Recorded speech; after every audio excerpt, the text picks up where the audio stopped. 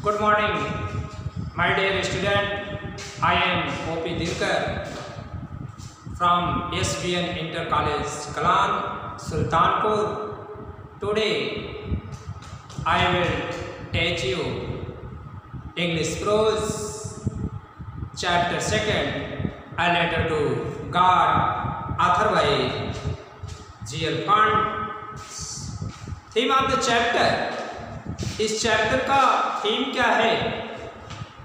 A letter to God, एक मेहनती किसान लैंचो की कहानी है जिसका भगवान में अटूट विश्वास था। एक बार ओलावृष्टि के कारण उसकी फसल बर्बाद हो गई, इसीलिए उसने मदद के लिए भगवान को पत्र लिखा। भगवान के नाम का पत्र पा करके पोस्टमास्टर को बहुत आश्चर्य होता है। भगवान में लैंचो का विश्वास बनाए रखने के लिए कुछ पैसे भेजकर लैंचो की मदद करता है, मगर धन प्राप्त करके लैंचो क्रोधित हो जाता है क्योंकि उसकी मांग के अनुसार पैसे कम थे। बचे हुए पैसों को सीधे उसी के पास भेजने के लिए भगवान को एक दूसरा पत्र लिखा। अनजाने में वह डाक विभाग के कर्मचारियों को बेईमानों का झुंड समझता है। आइए किताब के माध्यम से हम अध्ययन करते हैं। A letter to God, paragraph first. The house, the only one in the entire valley, set on the crest of low hill. मतलब एक कम ऊंचाई वाले पहाड़ियों की चोटी पर स्थित लैंचो का घर संपूर्ण घाटी में अकेला था। From his height one could see the river. इस ऊंचाई से कोई भी व्यक्ति the river, see the river को देख सकता था। And felt the rife card dotted with the flower, और फूलों से भरे हुए पके अनाज के खेतों को देख सकता था। That always promised a good harvest, जो कि हमेशा की तरह एक अच्छी फसल की उम्मीद की जाती थी। The only one thing earth needed, a downpour or at least shower। पृथ्वी को केवल एक चीज की जरूरत थी, मूसलाधार वर्षा या कम से कम बरसात हो। Throughout the morning Lencho who knew, KNEW, knew means जानना होता है। Knew his field intimately means घनिष्ठता। रोज की तरह लैंचो, जो अपने खेतों में अत्यधिक विश्वास था, had done nothing else but seen the sky toward the northwest। Northwest का मतलब होता है उत्तर पूर्व के आसमान में केवल वह बादलों को निहार रहा था कि बादल आएंगे, वर्षा लाएंगे, फसल अच्छी होगी, हमारा जीवन अच्छा होगा। Next paragraph. Now we are really going to get some water women. वो अपने प्रिय पत्नी से कहता है कि प्रिय, लगता है आज भगवान की कृपा होगी, अर्थात वर्षा होगी। The women who were preparing supper replied, "Yes, God willing." Women, supper का मतलब शाम के भोजन को तैयार कर रहे थे। SUPPER है supper, सुपर मत समझिएगा। supper शाम के भोजन को तैयार कर रहे थे, कह रहे थे yes, God willing, हाँ जैसे भगवान की मर्जी। The older boys were working in the field while the smaller ones were playing near the house until the woman called to them, all come for dinner।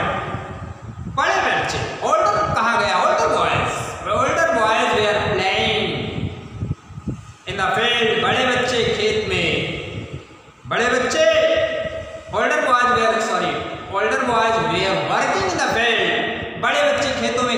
कर रहे थे, while smaller ones were playing near the house, जबकि छोटे बच्चे घर के समीप जो है खेल रहे थे। तभी until the woman called to them all, तभी वह महिला अर्थात लंचों की प्रिय पत्नी सभी को बुलाती है शाम के भोजन के लिए, आ जाओ। It was during the midnight, यह शाम के वक्त का समय था, भोजन के वक्त का समय था। Just लंचो had predicted, जैसा कि लंचो भविष्यवाणी करता है। Big drop of rain began to fall, बड़ी बड़ी बूंदें, वर्षा की बड़ी बड़ी बूंदें गिरना शुरू कर देती। In the northeast, huge mountains cloud could be seen approaching, उत्तर पूर्व की दिशा में बड़े पर्वत जैसे बादल आते हुए दिखाई दे रहे। ऐसा लग रहा था कि पानी लाएंगे, वर्षा होगी। The air was fresh and sweet, और जब बादल छाते हैं, वर्षा की उम्मीदें होती हैं, तो हवा कैसी चलती है तो आप लोग जानते हैं। The air was fresh and sweet, हवा ताजी थी, हवा जो है सुहावने लगी। The man went out for no other reason than to have the pleasure of feeling the rain on his body.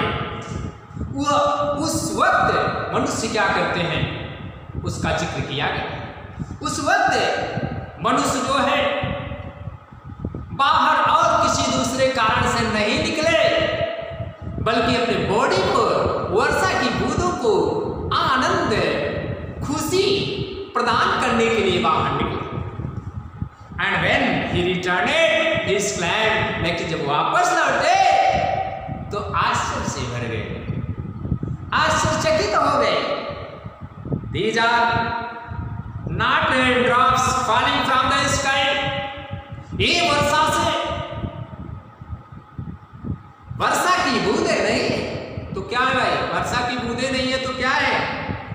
They are new coins, कल्पना किया जा रहा है, जीएल फंड ने कल्पना किया कि ये वर्षा की बूंदें नहीं है बल्कि ये नए सिक्के हैं। Big drop of 10 cent pieces, बड़ी बड़ी बूंदें 10 के सिक्के हैं।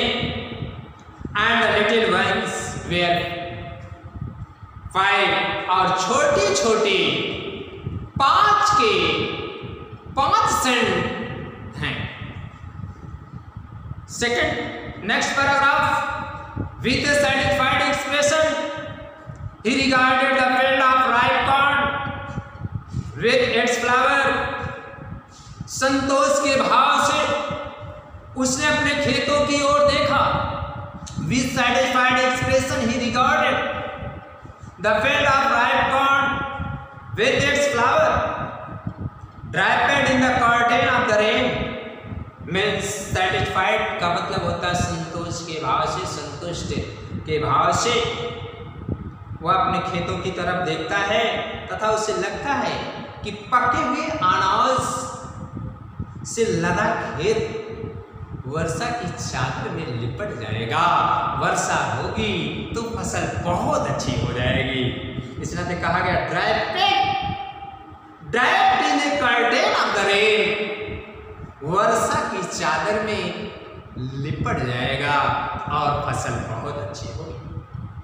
बट सडनली, लेकिन कुछ दुर्भाग्य हुआ, बट लग गया। जहां बट लगता है तो कुछ गड़बड़ होता है, यहां भी लगा है। But suddenly strong wind began to blow, लेकिन अचानक तेज मजबूत हवा का झोंका आता है। Very large hailstone began to fall, वर्षा की बूंदों को बदल देता है बड़े बड़े ओलों में बदल देता है, अर्थात ओले गिरना शुरू कर देती हैं। अभी भी लेखक कहता है ये हेल स्टोन नहीं है तो क्या है?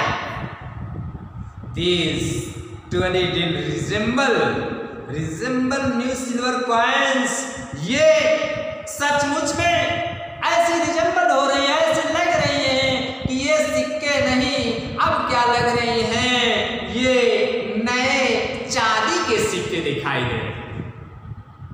The boys disposing themselves to ran out to the collect the frozen pearls.